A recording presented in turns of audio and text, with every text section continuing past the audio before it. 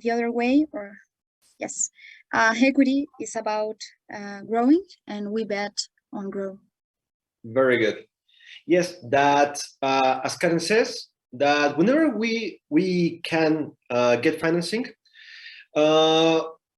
we can also, or the other side of the coin, the other way to see it, is that financing and investment exist or coexist. We need financing to have investment and an investment to have financing. So in these two options that are debt and equity, we found out that it's more safe, it's safer, more secure, it's safer to actually invest in debt because, as Karen says, we already know what's going to happen. We already know all the terms concerning the time and the amount that we are going to get paid. And whenever we invest in equity, we do it because we want to get more risk, but also we're looking forward to have more return. We want to get more money in the long term. Why? Because we are the owners of the company, and we want to get part of the dividends and part of the growth caused by the expansion of the company, right? Which is going to be finally translated into the market price, of the share, right? So that's the idea. Very good. This is the basis of the stock market. This is the basis of all investments.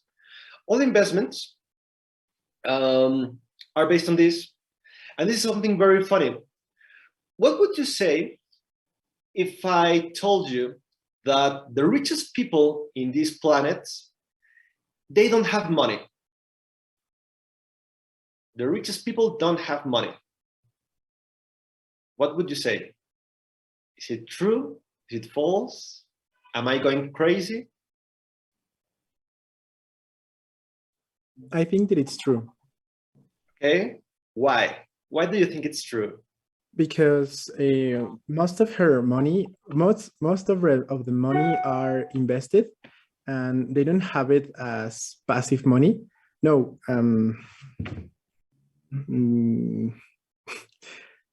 Como dinero pasivo, money on their accounts. Very good. Yeah, they have it invested. It's not passive. It's not just lying there in their bank accounts. Very good. Alvaro, go ahead. Yeah, well, I remember that. So I saw a video that talked about that, and it says that it's not actually the money that they have, like the big quantity, yeah, that they have. It's not the money that they have already in their hands. It's the price of the company and all the inversions that they have. It's not actual money. That's it. It's not actual money. They are financial assets. Assets, do you know what assets are? Activos. We discussed it last class. Right? So they have assets. And the good thing about assets is that they are meant to generate more richness, to generate profits. What's the problem with money? What's the problem with having cash, like money in cash? Dinero en efectivo. ¿Cuál es el problema? Loses her value with the time. Very good. Loses its value with inflation. Rodrigo? Maybe, well, it doesn't work if you haven't cash. Very good. It doesn't work. It doesn't generate more profit. Just have it like there lying in your bank account. So it's a problem. The richest people in this planet know this. And now you know it. Because, well, you're accountants. You know this. You know that it's important to have money whenever you're doing transactions. But if you're not doing transactions, if you're not making, if you're not using it, it's a problem to have the cash because it loses its value thanks to inflation. And right now we're having a high inflation. We're experiencing around the world a high inflation. So this is the idea: to invest, to buy assets. If you are not the one that started the company, then you can be the partner. You can go into an association. You can be a shareholder. Puede ser accionista, puede ser socio, that with someone that already has a company, right? So that's it. Here's a question for you. Do you know why it is called bolsa in Spanish? In English, it's stock market, mercado de valores. But in Spanish, it's called bolsa. Do you know why? Maybe because all the people put their money in that place. Sounds like that, right? Sounds so, but no. No, it's not. It's not because of that. Yes, Rodrigo? Maybe because it works like a market.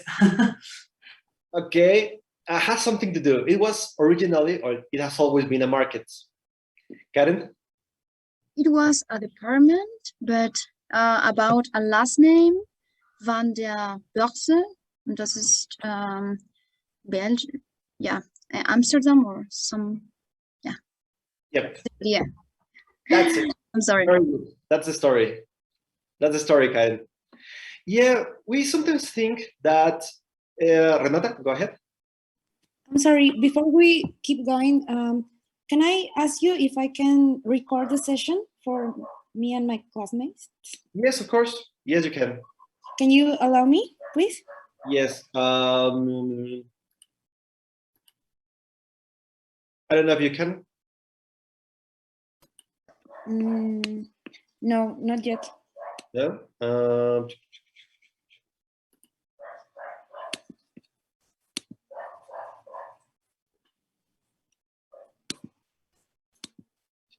I don't know, but maybe I can. Let's put here in recording. Okay. Recording thank in you. progress. Oh, Okay. okay, thank you. Now it's getting recorded. No, thank you. Okay, so why is it called bolsa in Spanish? As Karen says, it has nothing to do with the fact that it is like a bag, like a lot of people putting their money inside. No, it has nothing to do. It's actually a last name. The first institution to do this was a financial institution in Belgium, in Belgica, in the 16th century, officially or specifically in the city of Bruges, la ciudad de Brujas in Belgica. The building belonged to the Van der Börse family, which in Spanish would be translated as la familia de la bolsa.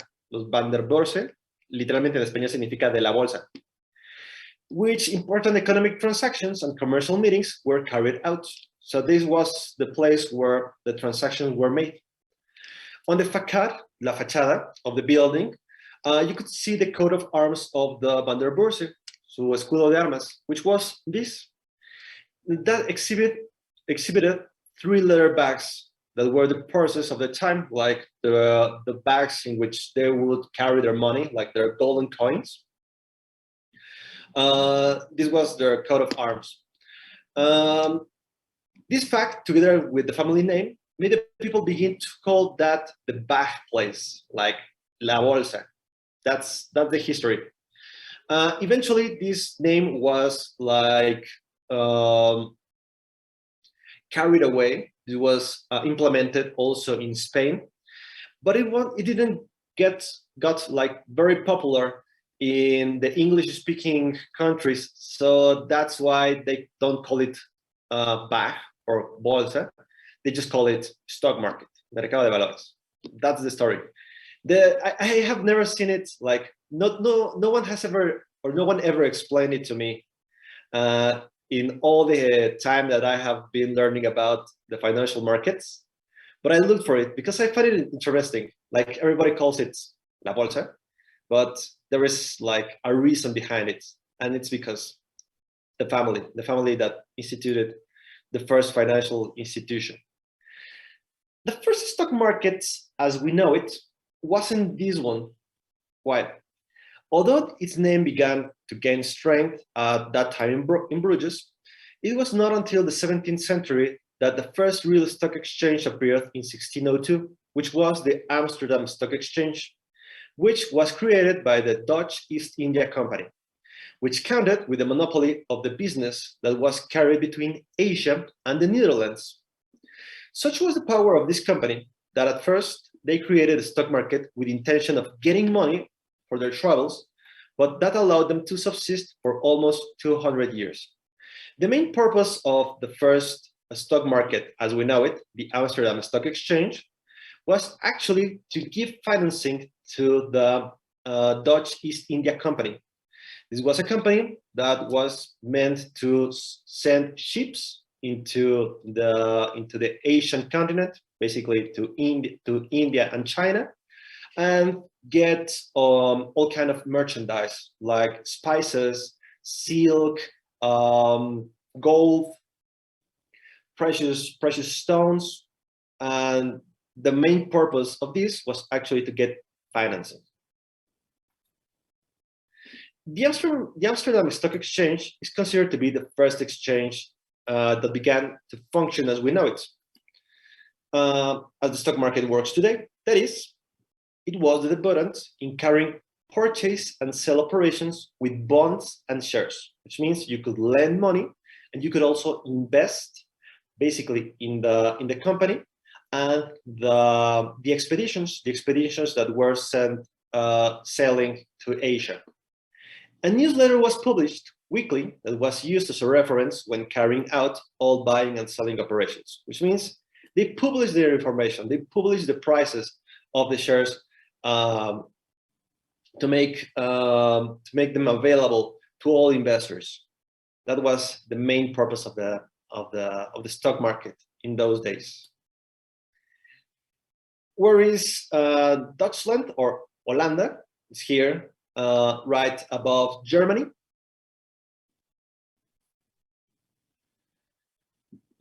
How did this scheme work? ¿Cómo funcionaba este esquema?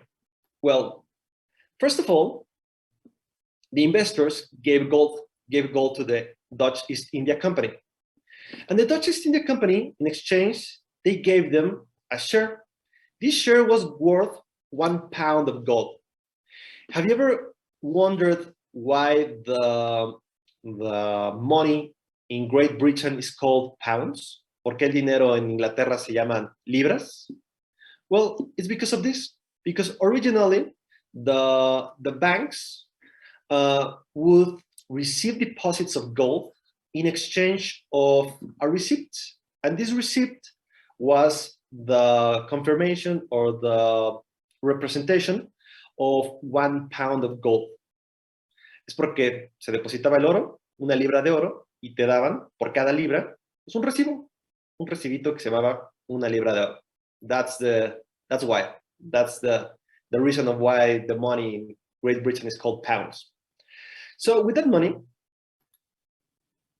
the East India Company, the Dutch East India Company, bought all the equipment that they needed. They hired men, they built their ships and set sail. They went all the way around Africa and got into Asia, into expeditions that took around 6 months, more or less, 3 to 6 months, in which they got all this merchandise that we were talking about, like spices, like precious stones, like silk, and they returned to Dutchland, to Holland, with all this cargo. When the ship returned, they were loaded with all this merchandise. They sold it and got the profit back to the Dutch East India Company. This time after, 6 months later, the investor could give back their shares, and they would receive back their £1 of gold plus the interest, plus part of the profits, part of the earnings that the Dutch East India Company received for the selling of all their merchandise, right? Any questions? Are you following me?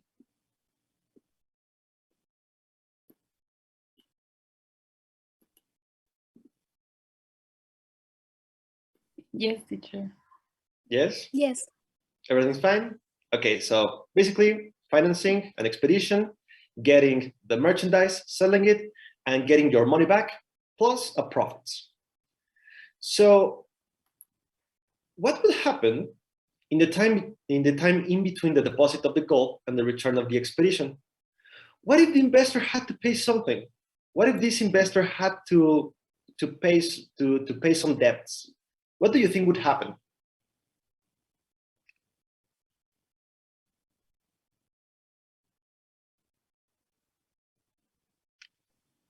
Lo invertían en otras cosas. Possibly, could be. Adrian, go ahead. They could give their shares. Okay. Christian? Yes, I think that, like my teammate said, Okay. he had more inversiones. Okay. More investment? So, yes, so he paid with the paper about that. That's exactly it. Very good. They didn't have the gold. They didn't have the gold with themselves because they had already invested it. So that was a problem. They don't have the liquidity. No tenían la liquidez, but they had the paper. And the paper was actually worth gold. Why?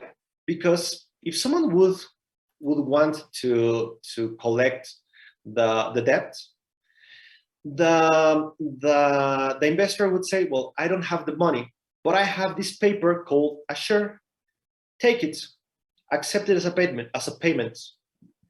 The debtor, the creditor, el acreedor, la persona que iba a cobrar, the person that was able to cash, would they find profitable? Would they be willing to accept the paper instead of the gold? Would it be good for them? Yes, Yes. Why? because they not only have their money, they also have the profits. Very good. So they would not only receive their money back, their pound of gold that they had the right to cash, but also the extra profits. So that's something interesting. If I didn't have the money, if I didn't have the gold, but had the share, I could go to my creditor and tell him, I'm going to pay you with this. This is a share. And the creditor would say, well, what am I going to do with this? The investor would say, go 6 months from now, go to the Dutch East India Company and ask for the gold, and not only the gold, but the extra profits. Well, that's a good idea. The creditor would take the share, take the time to wait, and then cash the money and something extra. So as here it says, in that case, the investor could pay directly with the share, giving rise to the use of paper money for the first time in history. What is this? If you notice, this is actually paper money. Instead of paying with gold coins like themselves, they would pay with paper representing a pound of gold. Remember when I was talking about alchemy, about how it was very hard to turn the lead, el plomo, into gold? Well, turning lead into gold is kind of difficult, but turning paper into gold is actually easy thanks to these deposits, right? So that's how it works. So the creditor, the owner of the business, could collect in the future, when the expedition returned, more money than they owed him, because he would also collect the extra profit from gold, right? So that's the way the paper money was invented. If you think about it for a while, our bills or money, nuestros billetes, they are something like shares from the country. They are supposed to represent the richness of the people of the country, right? Si lo piensan de cierta manera, nuestro dinero son como acciones, los billetes son como acciones del gobierno, son como acciones del país, que representan la riqueza que existe dentro del país, right? That's the idea behind paper money, and that's the idea behind shares. Any questions?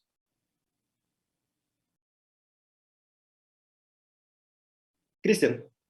So the only difference is that in the secondary market we include a creditor only. What's the difference? That's a very good question. This is called a secondary market. What's the difference between a primary market and a secondary market? In the primary market, I buy the shares directly from the issuer, which is the Dutch East India Company. En el mercado primario, yo compro las acciones directamente del emisor. ¿Quién es? La compañía de las Indias, en este caso, ¿no? De las Indias holandesas. ¿Qué es un mercado secundario? What is a secondary market? When I don't buy it from the issuer, but I buy it from someone else. I don't have to wait for the expedition to come back to get my money. No tengo que esperar que la expedición regrese para obtener mi dinero. I just have to find someone else willing to pay it, right? Is there any risk here? Is there risk involved here? The pirates, no? Very good. What's the problem with pirates, with piracy? They stole their merchandising. Very good.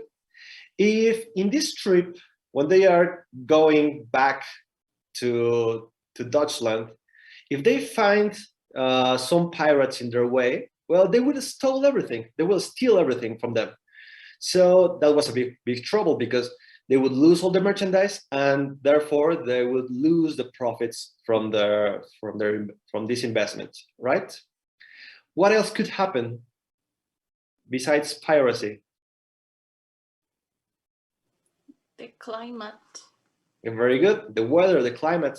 They could find out storms and this expedition, this ship would be sinking in the ocean. So that would be another problem. So there was risk involved. There was risk involved. And in order to get rid of this risk, I could use a secondary market to say, maybe this could be a problem. I'm going to sell this to someone else. And this someone else is looking forward to get a profit from this. They just have to wait. Sabiendo que hay un riesgo, yo podría deshacerme de mis acciones, ¿no? Vendérselas a alguien más, olvidarme de este riesgo, recuperar mi oro, y esa otra persona, entonces, la va a aceptar ese riesgo, pero porque está esperando obtener la utilidad, obtener la ganancia. That's all, that's it, that's all the mechanics behind the stock markets, right? That's the difference between a primary and secondary markets. Any question? Any questions? No. Good. So that's the story. That's the story of the stock markets. So according to their form of negotiations, markets are classified into primary markets and secondary markets, right? That's the conclusion that we arrived to. The primary market is made up of the new securities. What are securities? Securities are stocks or valores. Stocks and securities is the same. There are synonyms. Of new issuers that enter the securities market for the first time. Something that we are going to see later on that is called an initial public offer. This only happens, let's say it once. There could be later issues, but this usually happens once or two times in the life of a company. This is the primary market, when I buy them directly from the issuer company. The secondary market is where the subsequent purchases of securities are made. It generates liquidity, makes practically any security convertible to money in a very short time. Do you know what is the minimum time that I must hold a share? ¿Cuánto es el tiempo mínimo que yo debo poseer una acción?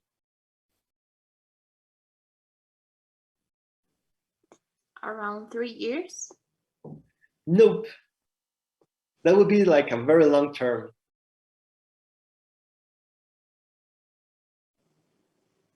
Maybe 10 years? No, that would be longer. No, it could be even a few minutes. I could have it even for a few minutes. I can buy it right now, keep it 5 minutes, maybe it rises its price a little, and then sell it. There is no minimum. Do you know what is the longest time that I can that I can hold a share? Rodrigo? All of your life. All of your life. Very good. There is no maximum. And even when I leave this world, when I leave these planets and go to heaven, I can inherit my shares to my sons or to my grandsons. So there is no limits. I can have it for a few minutes, or I can have it for the rest of the time, for the rest of my life. So in order for this to be possible, there has to be someone out there willing to buy it from me. Para que esto pueda ser, para que exista esta liquidez, the possibility of turning it back to cash, to money, there has to be someone out there willing to buy it from me. And that is the secondary market. Because there is always people willing to buy and sell shares. I can buy it and sell them at any time I want. In theory, there are shares that eventually become harder to buy and sell, but we're going to see what happens then. But in theory, there is a secondary market that brings liquidity, right? Any questions about the difference between these two? That's the idea, right? So now we're talking about the financial markets. We're talking in the language of the stock markets. Now, how does the primary market work?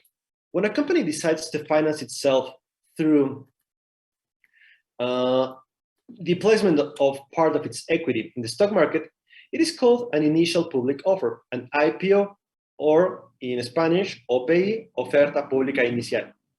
In it, this company decides the amount of money that will be raised, and it divides it into shares, which will be sold through the stock market.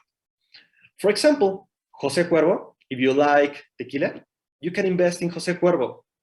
On February 7th, 2017, José Cuervo launched its IPO, selling 584 million shares at a price of 32 pesos per share. For only 32 pesos, less than a bottle of tequila, you can start owning a part of this company. So how does this work? José Cuervo has to fulfill a lot of requirements, tiene que cumplir varios requerimientos, between them having 5 years of history, having 3 years of profits in average profits, 3 años en los que muestre haber tenido ganancias.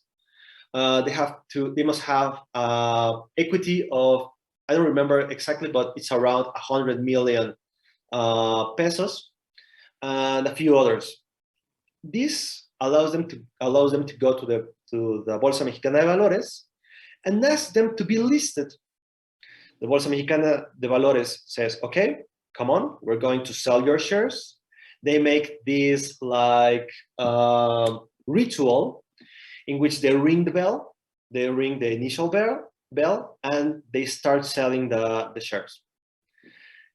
I cannot buy them directly from the stock markets, which means if I go to this building, which is in Reforma, in front of Glorieta de la Palma, I will knock the door and say, I want to buy some shares. And what do you think they are going to tell me?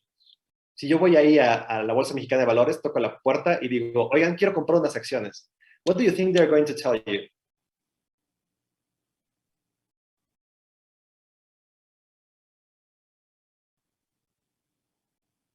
Rodrigo. Hey, dude, later. I don't know.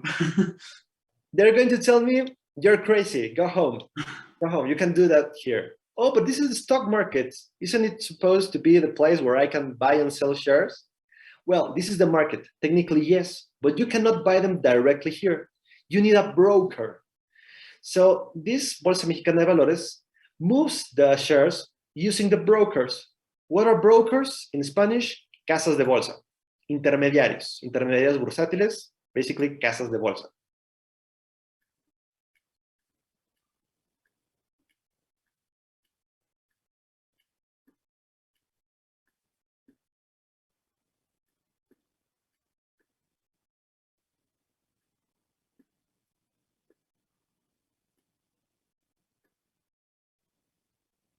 Casa de bolsa. So in the brokers, they allow me, like, do you know some casas de bolsa? Do you know brokers? Laura, Ana Laura? Now I have a question. Yes. In English, or well, in US, I don't know how this works, but they say like you can be the broker of the year. Yes. Or in Mexico, works like the same way. Yes. When we talk in the United States, they say you're the broker of the year, like an institution. And for example, a broker is not necessarily a brokerage house. Could be this kind of platforms like how is it called? eToro, like AvaTrade, like IQ options, and those. These are kind of traders of brokers. Sorry. So yes, they are sometimes called the broker of the year. Okay. The people. I don't know.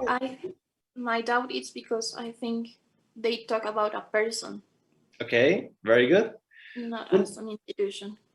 Yes, when they talk about a person, people can also be called brokers, like stock brokers. That's like the usual name. Nowadays, the term has been turning into traders.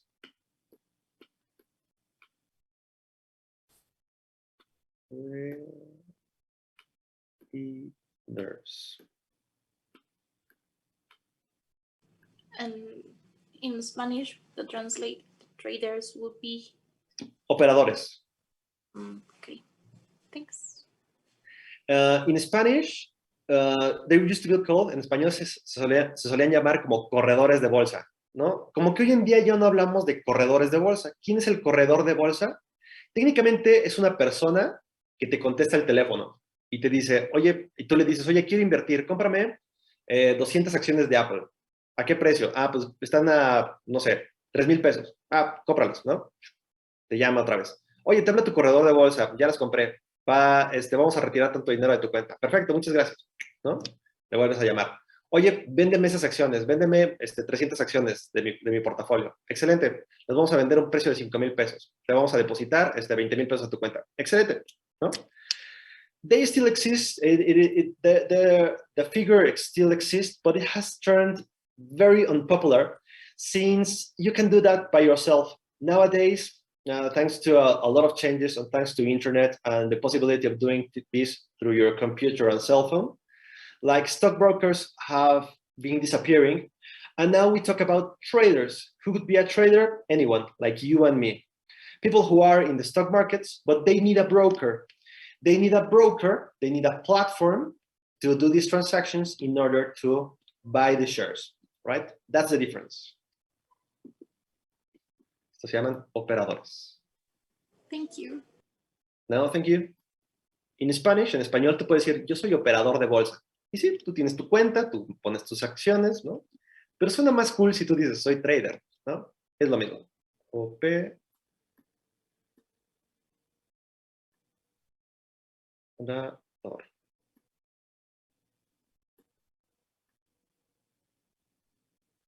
Yes, because in English, it's more common to say broker to any kind of institution that helps you or that you use to make these transactions. Like, who is your broker? Ah, my broker is eToro. My broker is Bank of America. My broker is Berkshire Hathaway.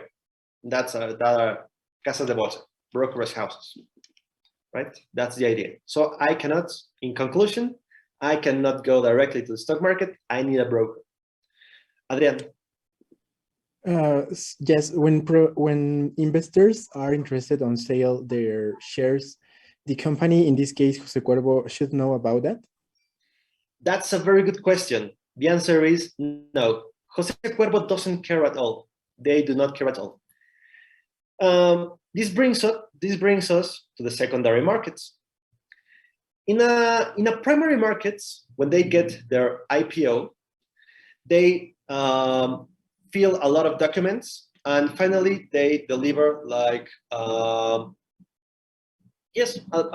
document in which everything is stated. For example, this is the cover page from the IPO from José Cuervo.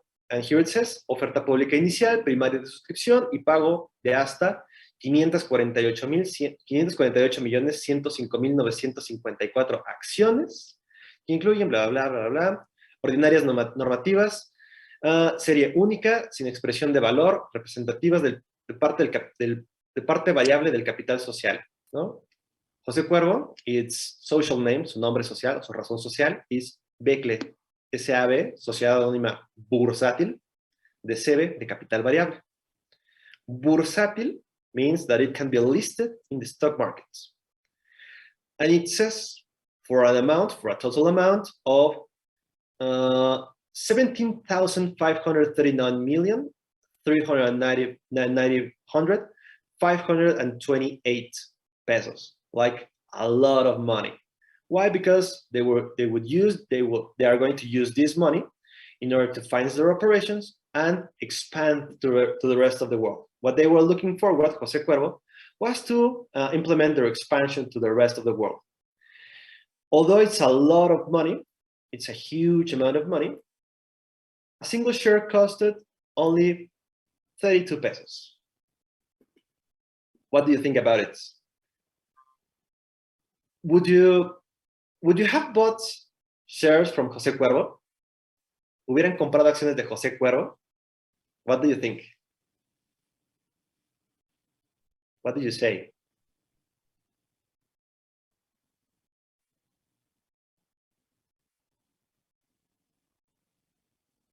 Yes. Okay. Put it in the chat. Do you think it would have been a good idea? Say yes if you would have bought shares from José Cuervo. No, if you wouldn't. Put it in the chat.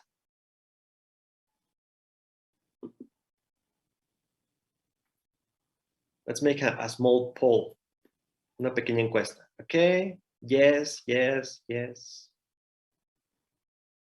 Rodrigo says no. Yes, yes. Okay, very good. Maybe, okay, good question. Okay, Christian, go ahead. Tell me. I have a doubt. You said that there's not a minimum or maximum time to have a share, but a company can establish a minimum, or it can.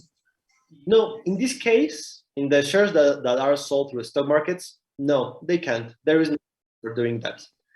In the shares, in the common shares, the ones that belong like to the founders, about los fundadores, the founding partners of the company, those can establish a minimum time, and they say you cannot sell it for 3 years, for example. But here in the stock market, no, because the main purpose of the stock market is precisely giving liquidity.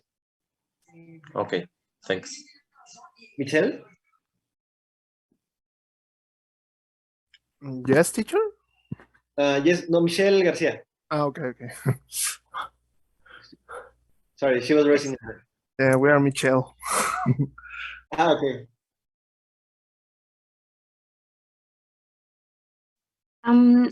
The brokers like GBM, eToro can be listed in the stock market? Yes, they also can. Any kind of company that fulfills the requirement of the stock market can be listed. For example, Actinver sells shares in the stock markets. GBM, they sell. Most of them actually are listed in the stock markets. Rodrigo, go ahead. How do they determine how many shares they will sell in their IPO? Because how do they determine it? It's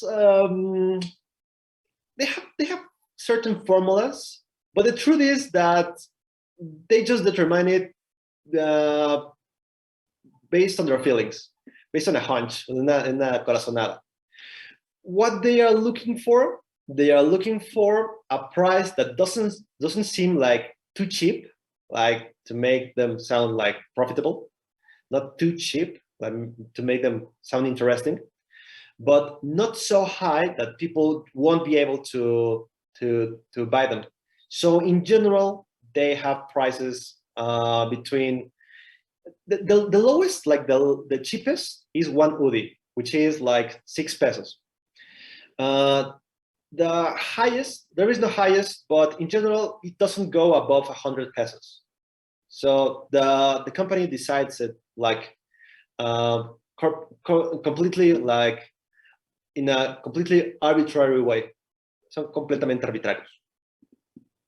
Rodrigo. Well, I heard that will it be allowed if Jose Cuervo bought some shares on the secondary market or primary market? Yes, they can do it. Sometimes happens that the companies make a repurchase of their own shares. Sometimes the owners say, well, I don't want to have this participation of the company, this part of the equity, to be just rolling around in the market. So they do a repurchase. It is a different process. They can buy a certain amount. They can buy and sell it. It's completely legal. But whenever they want to buy like an important amount, there is a whole process in which they make like statements in which they are going to force people, or they have to make an announcement that they are willing at a certain price. But it's a different process. But yes, they can do it.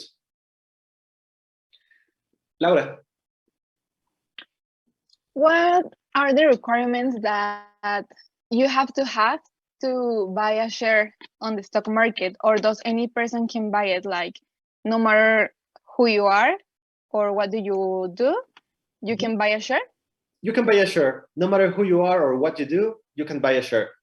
Basically, the requirements, like the minimum requirements, is having a debit account, tener una cuenta de débito, and having your RFC key, tener tu clave de RFC. And that's it.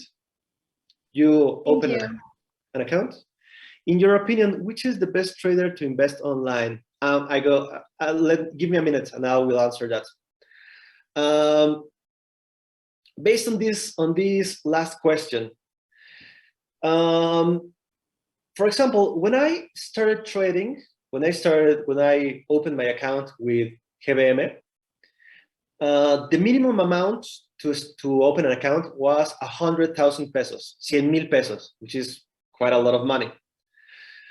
In the few years, the brokerage houses have been changing their policies in order to make the stock market like more accessible for the market in general, for people in general.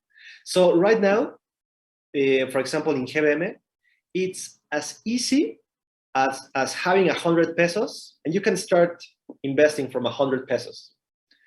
You might think, oh, what can I buy with 100 pesos? And the truth is that most of the shares, at least here in Mexico, are worth less than 100 pesos. La mayoría de las acciones aquí en México valen menos de 100 pesos. Do you know how much is a share from TV Azteca worth? What's the price of a share from TV Azteca? A guessing, more or less? Like 15 pesos or something? I already searched it and it's a peso. Yes, 1 peso. Do you know how much a picafresa costs? I think 1 peso, same, or 50 cents maybe. Yeah, when I was in high school, it costed 50 cents. But now, thanks to inflation, it costs like 1 peso. So for the price of a picafresa, you can start investing in TV Azteca. What do you think? Would it be something good to invest in TV Azteca? But it's not a red flag or something. The share cost so little? So little.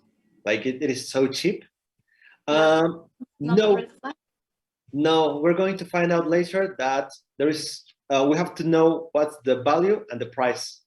And no, it is not a red flag. It actually could be a green flag, or at least I think it was a green flag, because I made a lot of profits.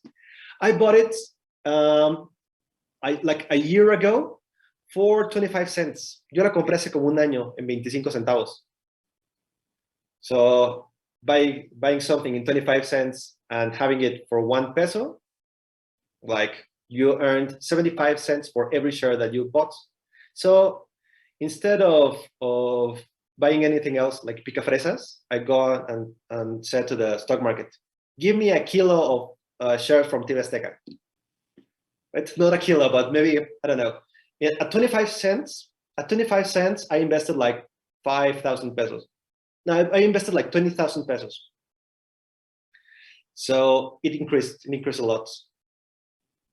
And I bought a lot of shares. Very cheap because I thought it's too cheap, like it's historically cheap. And it gave a lot of profits. Right now, it stopped rising. It hasn't been rising that much. Let's see what happens.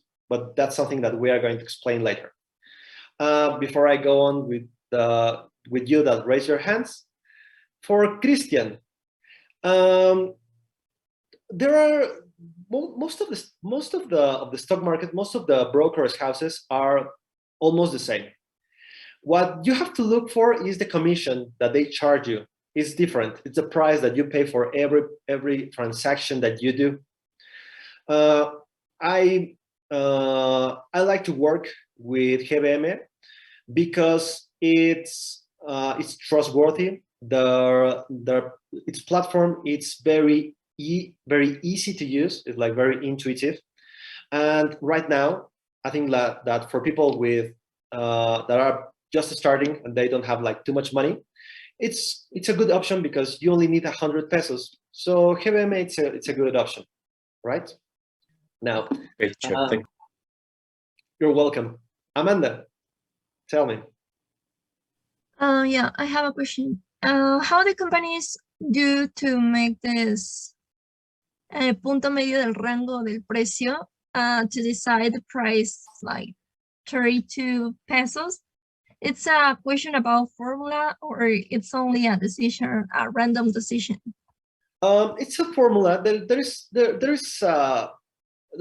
supposed to be like a formula, but the truth is, it is a random decision.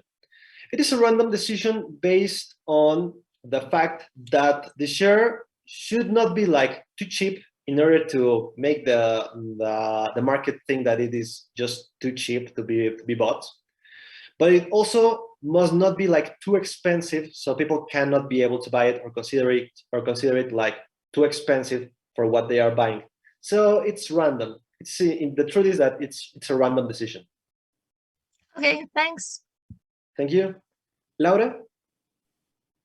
Yes, how do you start like earning utilities from the shares you buy? I think I have the idea that you like all the utilities are divided between all the people that has a share, and I imagine it's a lot of people. So how much is the utility that you will have? Very good question.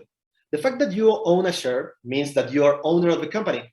Yes, you can go to the club, stand out there and say, don't you know who I am? I am the owner of this company. Puedes ir al antro, formarte ahí en la fila, ¿no? Decirle al cadenero, oye, ¿no sabes quién soy? Soy el dueño de una compañía. Doesn't work. I have tried it.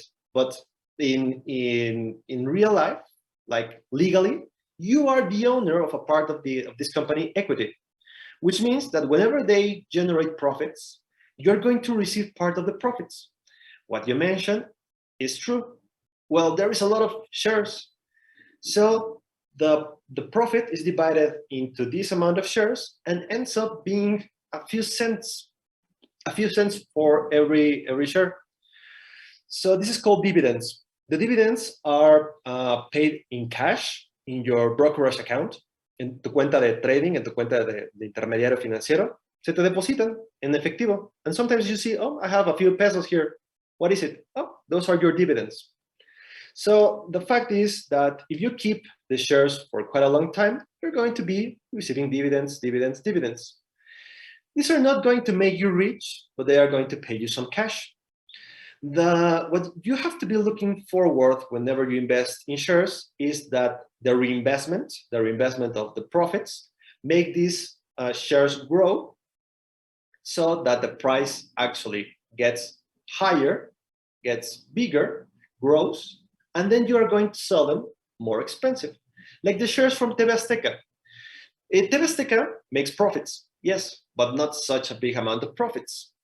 So they pay a little dividends, a few cents for every peso. But the cool thing, the good part, is the change in the price. From 25 cents to 1 peso, what I'm going to do is that I'm going to buy them at 25 cents, sell them at 1 peso, and don't really care about the dividends. That's the thing. But you're right, these are two ways of making a profit. We're going to talk about that later in more detail. Michelle? Yes, thank you. I think my question is a little out of context, but what do you think about inside trading?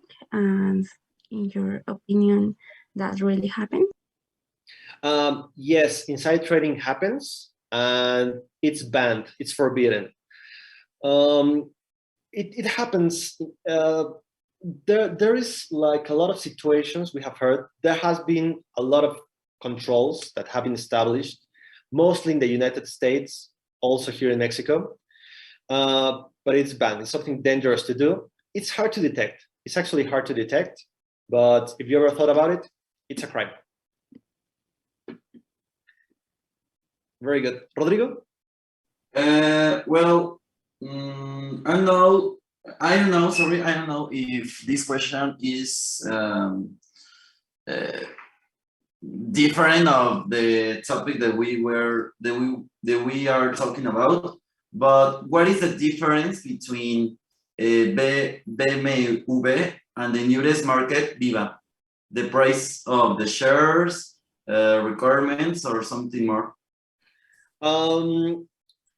They're basically the same thing. They're basically the same thing. Most of the shares are the same. Prices could differ a little, could be a little different, but no, basically they are the same. Basically, they are the same thing. Viva has been working in presenting new products. Besides the shares, there are other products that we are going to be discussing later on, but something called ETFs, investment funds, fibras that are listed in particular stock markets. So they have different products. For example, one company can decide to list their shares and say, well, I don't want them to be listed in Bolsa Mexicana de Valores. I'm going to take them to Viva. And that's it. So the brokerage houses would have to connect to Viva, but I would see them just in my platform and do the shares like just the same way. So it's basically the same thing. It's just another market. It's a competition if you like to see it like that. Okay, Álvaro? Yes, I have another question. Question that's is about how does the pumps works on bankrupt companies. Do you know the name of pumps when a lot of people get involved in buying a lot of shares of a company and they make inflation of the price? What do you mean? Like, what happens when a company goes into bankruptcy, or? No. It's the famous thing that happens to GameStop. Like a bubble. Like, yeah, have you heard? Yes, we're going to discuss GameStop. This is something called a bubble. This is something that we're going to talk later on. But in general, well, not so. Let me explain you with Jose Cuervo. In the chat, basically all of you said yes, except for someone who was Rodrigo Arrazola. Rodrigo, why wouldn't you buy Cuervo? Because I don't know anything about the company. That's why. Very good. That's a very good, a very good explanation. Yes, why should I buy something that I know nothing about it? And that's because, how can I say it? Let's leave it there. How can I buy something that I don't know anything from it? Not the other way around. The rest of you who said, yes, I would buy shares from Jose Cuervo. Why would you buy the shares? ¿Por qué sí comprarían acciones de Jose Cuervo? Jimena. Because it is a company that wants to expand to another countries. So probably they will have a higher. I lost the word. They will have a higher profit. Value. Higher value. Very good. This that you mentioned, this worth of value, that's exactly the key points. Because I am hoping it to make more value. What does value means? It means more sales, more profits, more success. It means that they are going to make more money and they are going to reinvest it, and the company is going to be growing. So its equity is going to be growing, and my shares, as they are part of their equity, they will also get revalued. They would gain value, and the price will go up. Very good. Why else? Someone else, another opinion? Why else would you buy shares from Jose Cuervo?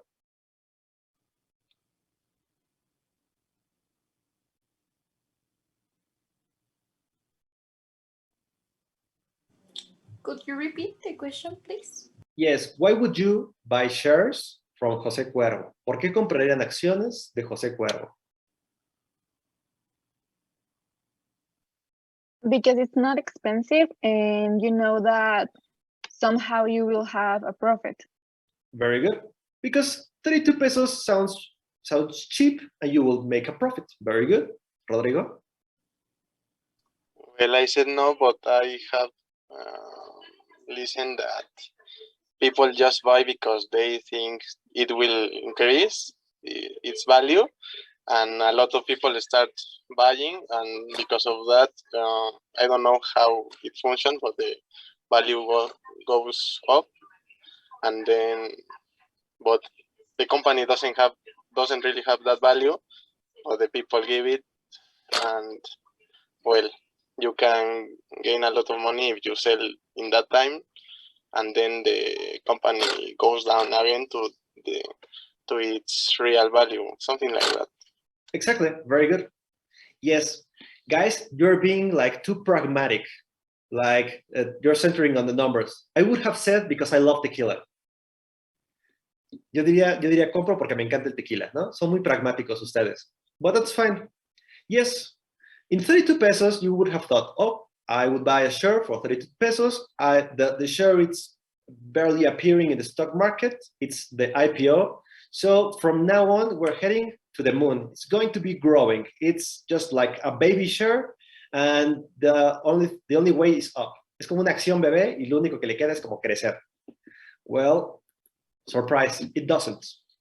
It doesn't necessarily grow because even 32 pesos, which is something cheap, it's less than a bottle of tequila, ends up that it could be not a good reflection of the real value of the share. And here it goes. People think that 32 pesos, it's too expensive. La gente cree que en 32 pesos está muy caro. 32 pesos. They think that at 32 pesos, it's too expensive. So people are going to keep it, the owners, the buyers, they are going to keep it, and they're going to think, oh, what a bad decision. What have I done? And other buyers now in the secondary market are going to approach them, and they're going to tell them, no, well, I think 32 is too much. I'm willing to give you maybe 30 pesos. And these transactions will start working. Van a comenzar estas transacciones. Lo que llamaríamos la rebatinga, right? It's just the operation, the common operation. It's like, how is it called? Like, I forgot the word, no subasta, like an auction.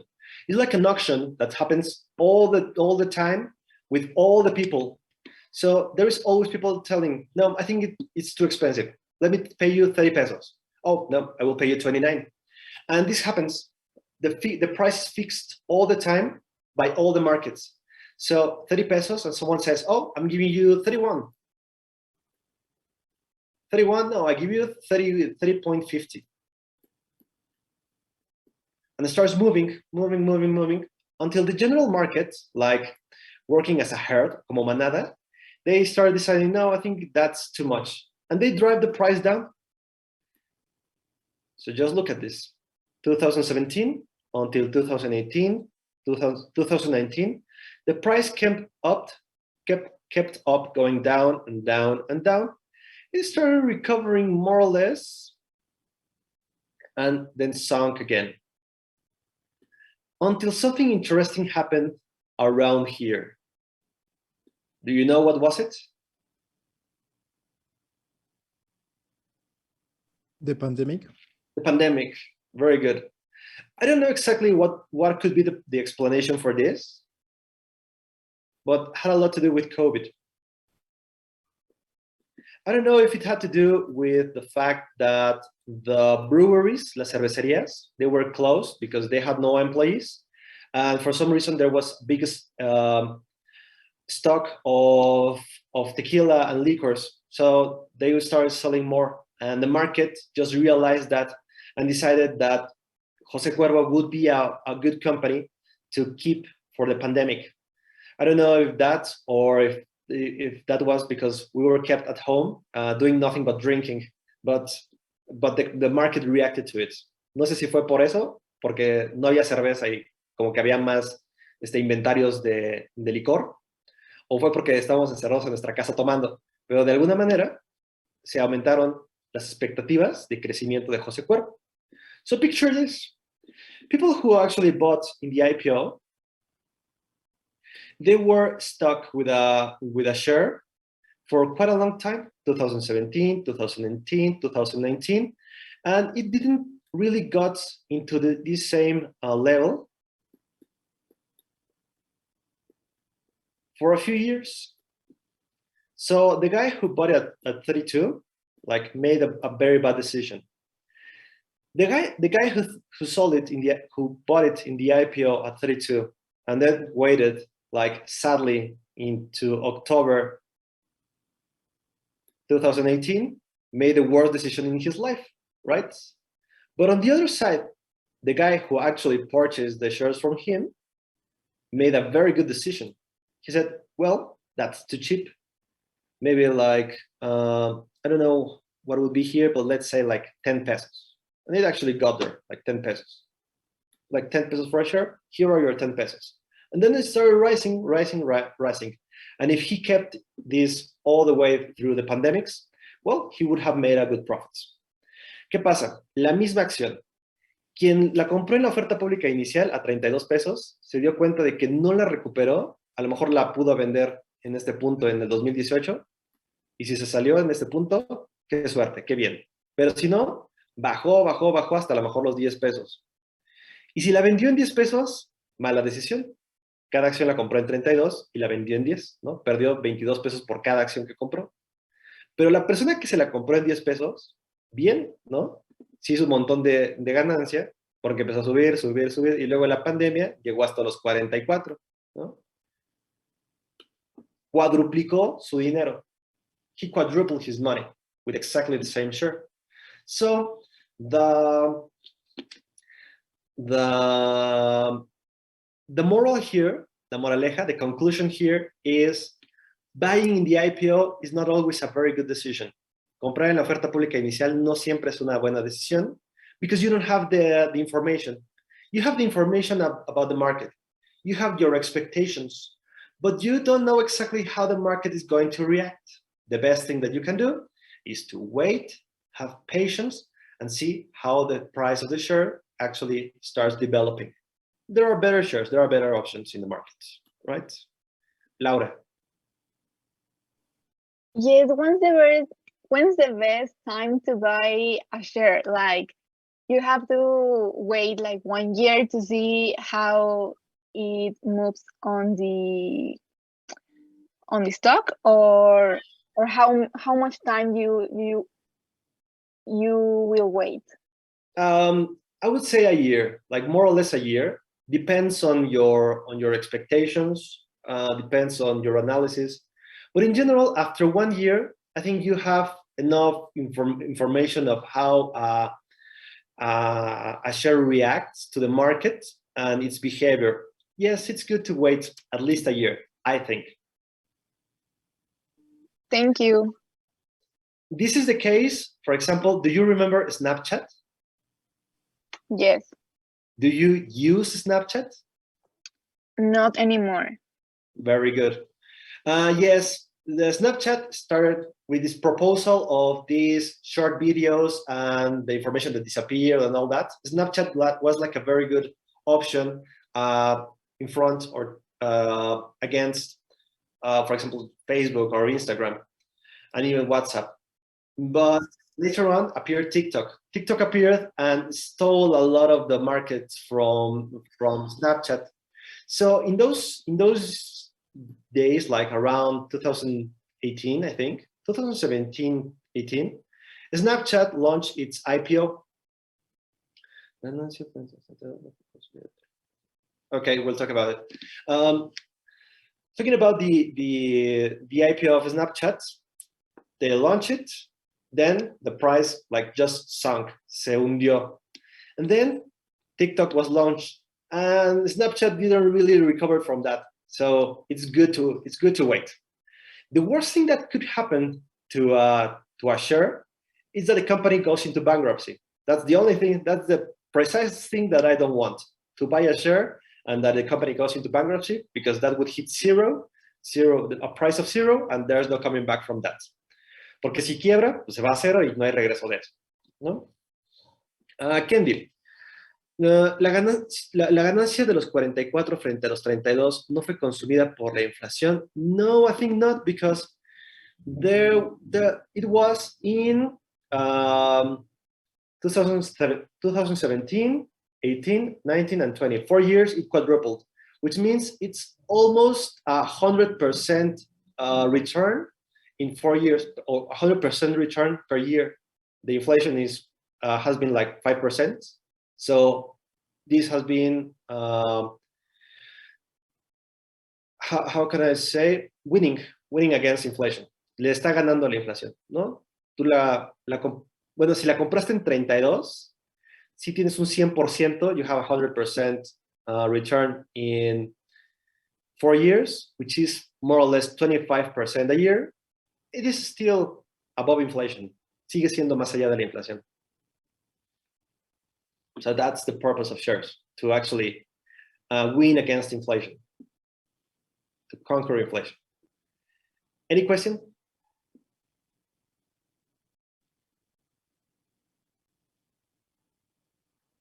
No? Okay. On the other side, this is Facebook. For Facebook, is it Facebook? Yes. Facebook had a very similar case. It went into its IPO, then the price after that went down. This happens almost always happens. So it's better to wait. For example, if you waited for a year, you could bought it like a little or slightly cheaper, and then it started going up, right? So that's the key, to buy, not necessarily in the IPO. Wait for a little time. Most of the times this goes down, and then wait. Of course, you need to invest. If you're having this for the long term, you have to invest in companies that have the potential of growing through time. One of these was Facebook. It had a very good potential. We had some problems, for example, here in 2018. We had a problem with Facebook like a few weeks ago, when its price just lost like I don't know if it was like 15 or 20% of the capital market value. So what this is telling us is that market has considered that maybe Facebook, now Meta, is already too big and maybe it's time to sell. We'll see what happens with Facebook. If in the long term it keeps on being successful and profitable, the shares are going to keep on growing and growing, which is, for example, the case of Google or Amazon, right? So that's it. That's the behavior of the shares. We have a secondary market.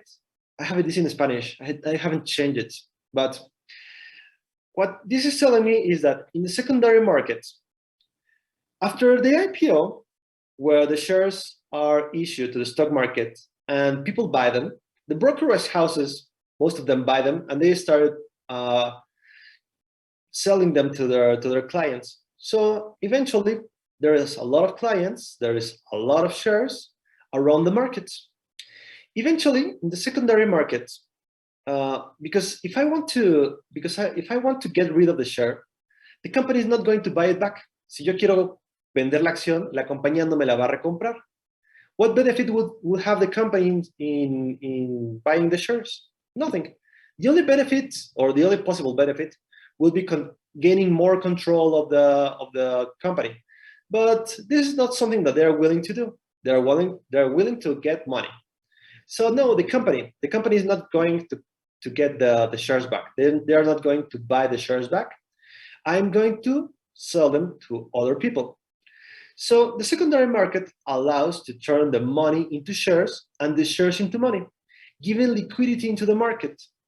Here, the price is fixed by the market, not the company who issued it. That was only in the primary market. In the secondary market, the transactions between people like you and me that have shares and that have accounts in brokerage houses are constantly buying and selling the shares, which drives the prices up and down. Let's say that this guy has an account in GBM.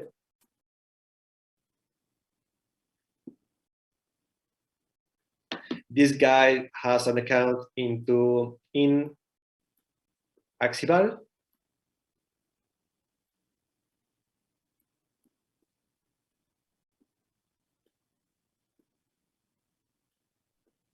And this guy has an account in Actinver.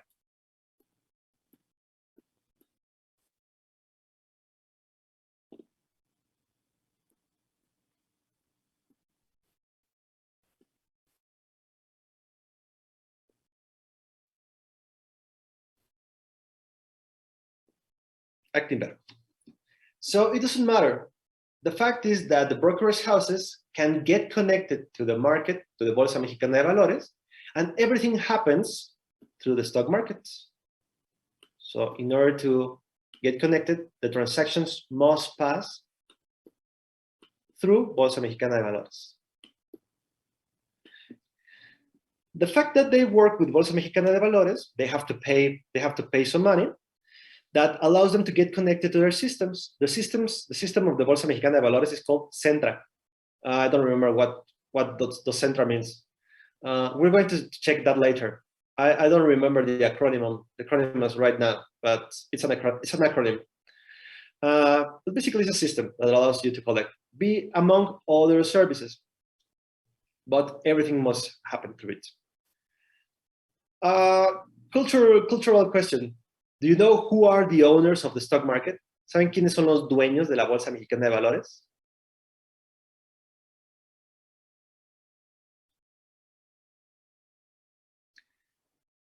They are the brokerage houses. The owners of the brokerage houses are the final owners, but the company itself, because companies are people, las compañías son personas morales, they can own other companies.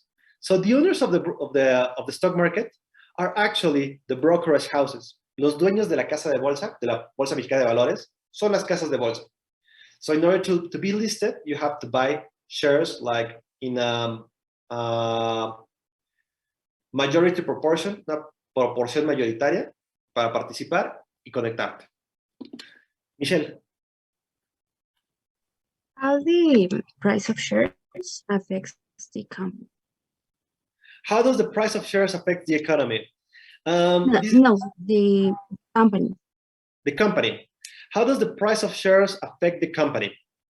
The thing is that the price of shares does not affect like the company in the short term. It doesn't give like more money. It doesn't affect it like in their operations anyway, anyhow. The only thing that affects is the owners. As the owners still have some of the shares of the company, the price in which they can sell them actually goes down. If you remember, like these few weeks ago, we heard that Mark Zuckerberg lost like $300 million in a single day. Do you remember? The rest of you, do you remember this? Yes. Yes. This also happens a lot to Elon Musk, for example. Oh, Elon Musk lost like $1,000 million in a single day. This doesn't mean that they are actually losing money. This means that their own shares are decreasing its price, and therefore its value gets decreased. So the market value, like the value of the whole share of the whole company, actually gets reduced. It decreases because of the market price of their shares. But operationally, it doesn't make any changes.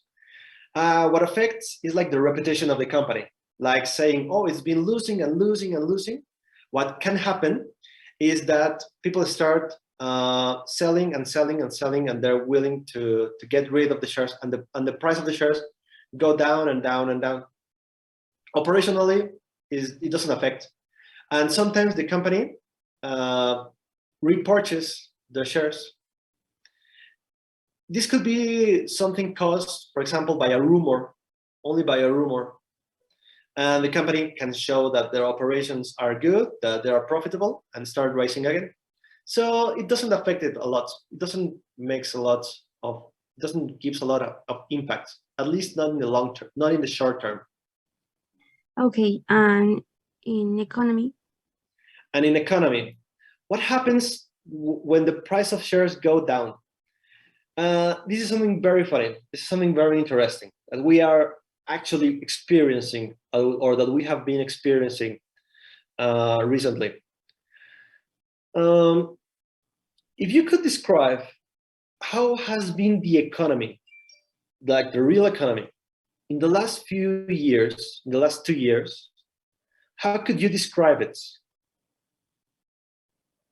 Complicated? Complicated.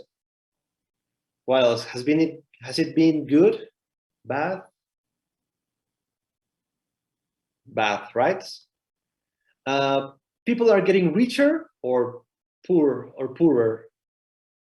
Poorer. Maybe poorer, right? So we are, in general, as a world, as a planet, we're heading into a recession.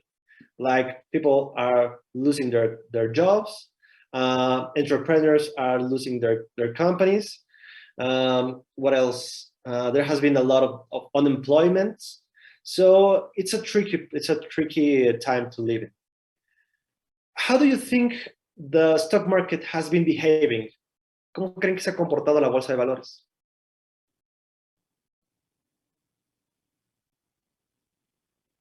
Very good. If you have been investing the last 2 years, you will find out that there are a lot of companies making very good profits. Among them, for example, Amazon, Tesla, Apple, most companies that are in the technology services, in the technology industry, because of course, for example, this that we are experiencing right now, Zoom as a company, it just appeared, became the main provider for companies for video calls.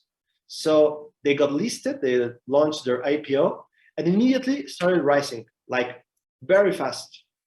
But it wasn't because Zoom was really profitable. It was because people were like very willing to buy the shares. and they were buying, they were willing to pay more and more and more and more money.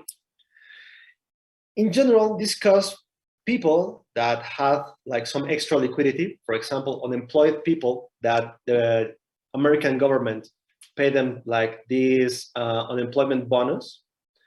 They had like this extra income. Maybe a member of the family had this extra income and decided, well, I'm going to take part of my unemployment check to invest it in the stock markets, maybe $5. But this extra liquidity made the prices actually to go up. So this was something very, very strange, because in general, when the economy is doing fine, the shares, the stock markets, they do fine. But in this case, a recession, the economy going down, actually created stock markets to go up, which is a very strange phenomenon. We can say that the prices are being artificially inflated. This is not real. This is not showing the real value. What are we seeing right now? That the prices are being compensated. People think, oh, maybe it's time to get out of this risk, to sell the shares and go toward more secure investments. ¿Qué es lo que pasa ahora? ¿Qué es lo que pasaba? Había una recesión, la gente no tenía dinero, estaba pobre, no tenía, había perdido sus empresas, un problema, ¿no? O tenía que pagar deudas porque se había enfermado, entonces no tiene dinero. En Estados Unidos, por ejemplo, les dan sus bonos de desempleo y les dan incentivos. Los incentivos tienen este objetivo de que lo metan, lo inviertan, ¿no? En su propio trabajo. Pero la gente dice, oye, tengo esta liquidez, pues voy a tomar de mi incentivo a lo mejor $5 y los voy a meter en la bolsa. Entonces empiezan a comprar, y eso genera más liquidez, más demanda, y entonces sube el precio. Entonces vemos una economía que va mal, pero una bolsa de valores que va para arriba, ¿no? Que va bien.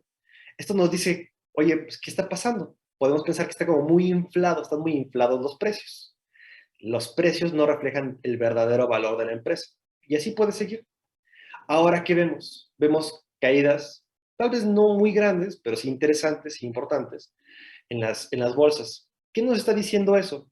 Nos está diciendo que la gente está migrando, se está saliendo, está tomando sus utilidades y está migrando a opciones más seguras. Por ejemplo, invertir en deuda, como en CETES o en Estados Unidos en Treasury Bills. ¿Por qué? Porque el Banco Central, aquí en México el Banjico, y en Estados Unidos la Fed, suben las tasas esperando frenar un poco la inflación para decir a la gente, oigan, inviertan a plazo fijo, les conviene. ¿Cuánto me das? Pues el 6-7%. 6-7% seguro, pues mejor me salgo del riesgo de la bolsa y lo meto aquí. Entonces la gente vende cada vez más barato, más barato, más barato, y empiezan a bajar otra vez los precios, ¿no? Y así se va definiendo. What happens when you are the last one to buy? This is what happened in the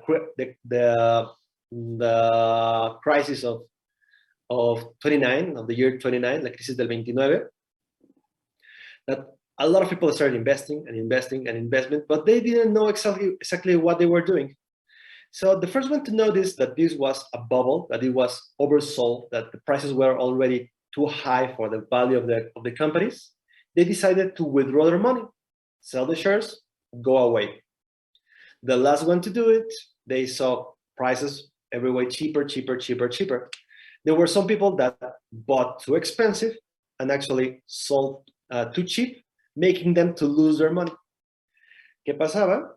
Todo el mundo compraba. Los primeros en darse cuenta de que esto estaba muy sobrevendido, muy caro, lograron vender caro y se fueron. Luego empezó a bajar. Los últimos fueron los más perdedores. Compraron caro y luego las compañías se fueron a la bancarrota, ¿no? Y ya no pude, y las acciones se volvieron muy baratas, vendieron baratísimo. Tuvo un impacto real, la gente compró caro, vendió caro y puso mucho dinero, llevando a que mucha gente literalmente llegara a la bancarrota, perdieron un montón de dinero. They lost a lot of money. So yes, it is, in the long term, it reflects the value of the economy. In the short term, no, it doesn't.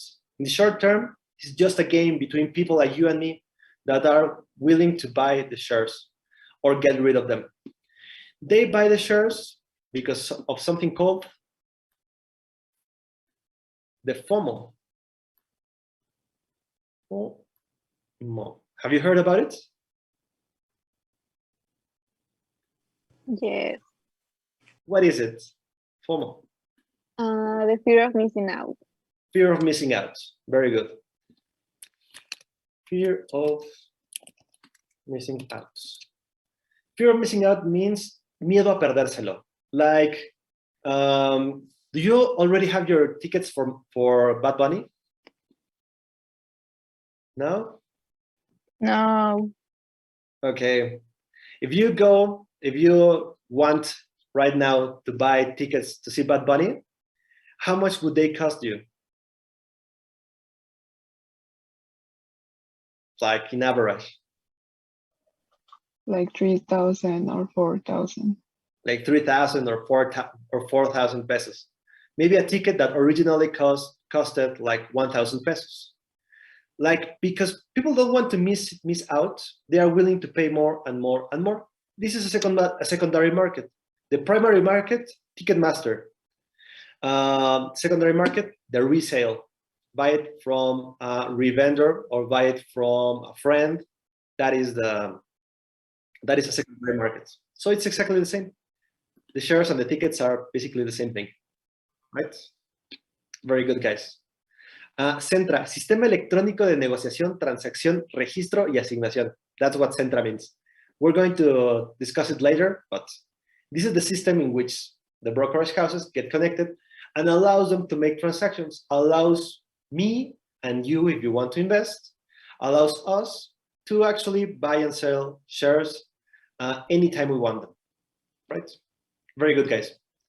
Any questions? Any other questions until now? No? Good. So let's leave the class here. Let me just pass the roll. We may leave. Give me a minute.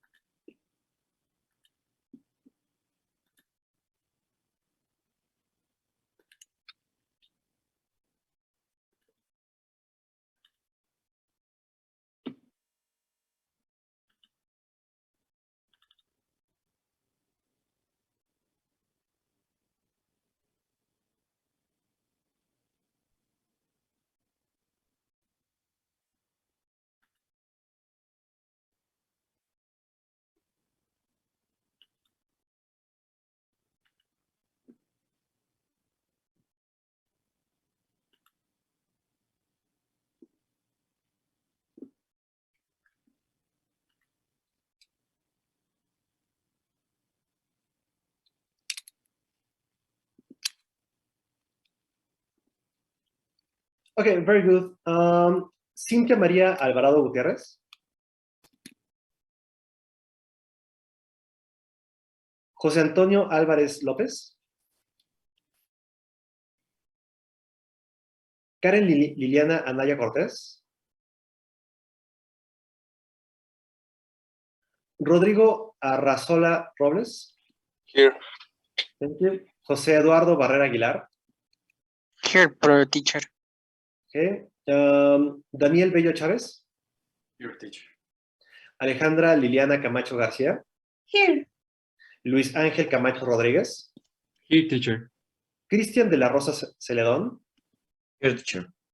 Laura Patricia de la Vega Rodríguez. Here. Miriam Michelle García Calderón. Here. Mariana del Rocío García Hernández. Present, teacher. Álvaro González Ramírez. Here, teacher. Diana Vanessa González Reyes. Here. Juliet Hernández Morales. Jimena Alejandra Herrera Miranda. Here. Alberto Herrera Rivera. Here, teacher. Ana Laura Hurtado García. Present. Jonathan Gabriel Juárez Maya. Hi, teacher. Rodrigo Sebastián Lima Olvera. Sergio Daniel López García. Aira López Mesa. Here. Jessica Amanda López Moctezuma. Me. Adrián Madrid Garnica. Here. Lisette Mancilla Jaimes. Here. Sara Fernanda Martínez Martínez. Present. Eduardo Mayen Flores Fernández. Kendi Ali Méndez Lainez. Oscar Emilio Montaño Vergara. Here. Dylan Morales Gómez. Here. Renata Nájera Ivale. Vale. Here, teacher. Thank you. Isabel Andrea Olivares Sagrero. Here. Daniela Michelle Penilla Millán. Here. Ivana Peralta Mesa. Here, teacher. Rodrigo Quintanar Mejía. Here. Luis David Quiroz Aguilar. Here. Andrea Ramos Castellanos. Alfredo Ricardo Rangel Aguilar. Here, teacher. Irán Baruch Reyes Medina. Here, teacher. Cecilia Reyes Reyes. Here. Joel Olaf Rodríguez Carrillo. Present. Sebastián Rojas Nieto. Here. Luis Eduardo Salazar Sánchez. Alma Alejandra Santiago Pérez. Karen Arles Sherling Ocampo. Here. Citlali Torres García. Present. Miguel Ángel Trujillo Durán. Here. Carmen Alicia Vargas Arias. Evelyn Lisette Vázquez Matías. Here, teacher. Jimena Vidal Rubio. Here. Guadalupe Pérez. Present. Kim Rendón. Present. Diego Fernández. Here, teacher. Y Michelle Flores. Here. That's it. Very good, guys. That's all for today. See you next class. Have a good night. You too, teacher. Thank you. Here, Thank you. Bye. Thank you. Yeah. Bye.